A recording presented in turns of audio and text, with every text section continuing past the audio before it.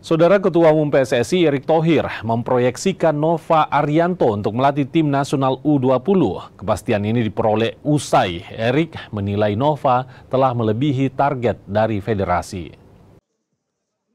Sukses membawa timnas U17 ke putaran final Piala Dunia 2025, Nova Arianto secara khusus diproyeksikan PSSI untuk naik level melatih timnas U20. Pada konferensi pers Jumat sore, Erick Thohir bilang Nova telah mencapai target oleh federasi, sebab timnas U17 baru ditargetkan lolos ke Piala Dunia 2031 mendatang. Erick menegaskan konsistensi Garuda Muda di setiap kompetisi menjadi poin utama. Namun rencana ini masih dalam proses diskusi federasi. Nova adalah coach salah satu terbaik yang Indonesia punya saat ini.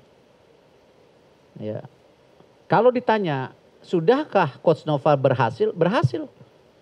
Karena ingat juga blueprint target Piala Dunia U17 itu sebenarnya 2031. Coach Nova sudah berhasil, PSSI juga menyiapkan lagi yang U17 tahun depan lagi yang kita sedang lakukan di Elite Pro Academy dengan pelatih kita maunya lokal, siapapun nantinya.